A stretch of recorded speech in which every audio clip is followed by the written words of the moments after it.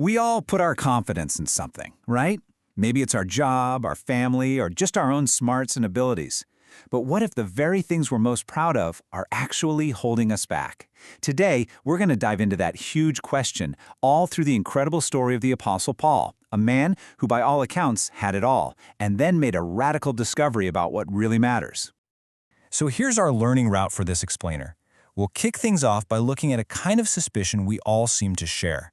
Then, we'll get to know Paul by looking at his seriously impressive resume, before everything changed. From there, we'll see the great reversal in his thinking, uncover the new foundation he built his life on, and see how that launched him into a lifelong race. And we'll wrap up with the big choice he faced, a choice that, really, we all face too. All right, let's jump right into our first point, this idea of a universal suspicion. According to the lesson, there's a kind of instinct that's hardwired into us when it comes to figuring out our own worth.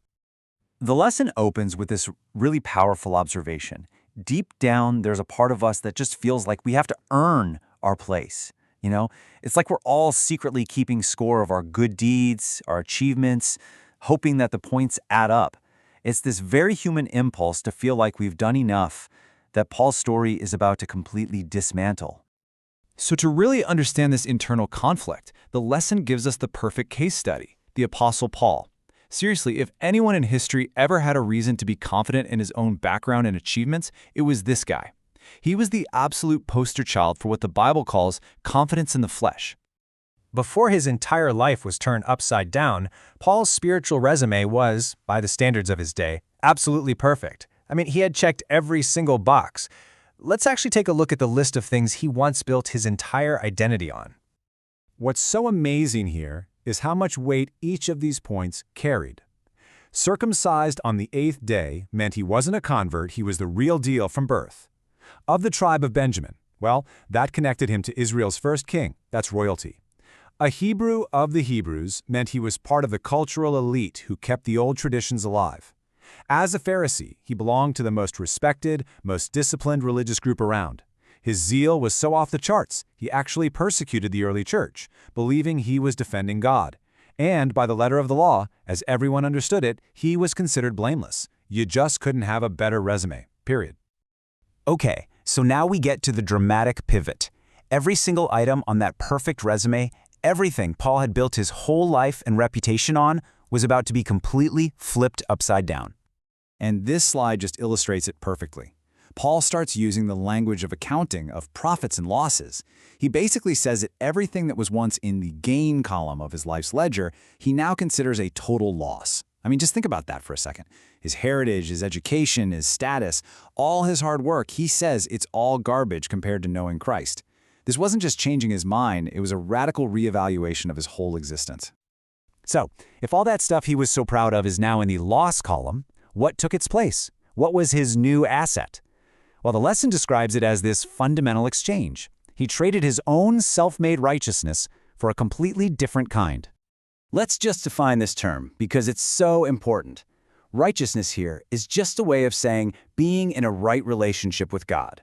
And what the lesson makes crystal clear is that this isn't something you can achieve by trying really hard or following all the rules. It's not about you becoming perfect. Instead, it's a status that's given to you. It's a gift you receive through faith. This slide really lays out the two paths. On the left, that's the path Paul used to be on. It all comes from you, your effort, your performance. And ultimately, it's never enough. But on the right is the new path he found. It starts with God, it's based on trust, and it's totally complete from the very beginning. Paul realized he could stop trying to build his own rickety ladder to heaven and just accept the gift God was offering. Now, this great exchange isn't the end of the story. It's not some one-and-done transaction where you just sit back. No, it's actually the starting line for a brand new, lifelong race with a totally different goal. So Paul switches his metaphor from accounting to sports. He sees his new life as a race. And what does a great runner do? They don't look back at the people they've passed or how far they've come. Their entire focus, every ounce of their energy, is aimed forward, at that finish line. For Paul, the past, all the good stuff on his resume and all the bad, it's all behind him. The only thing that matters now is pressing forward. So what does running this race, this one thing, actually look like day to day? Well, Paul breaks it down. First, it's about experiencing the power of Christ's resurrection, not just as some old historical fact, but as a real power for change in your life today. Second, it's about sharing in his sufferings, not looking for pain, but being willing to identify with Christ's journey. And third, it's about never, ever losing sight of the finish line and always pressing on. So all of this whole journey we've just walked through with Paul, it really brings us to the main event. It all boils down to a single, crucial choice about what we're building our lives on. And there they are, the two options laid out for us. You can build your confidence on the flesh, on your own resume, your own morality, your own efforts, a foundation that's ultimately shaky.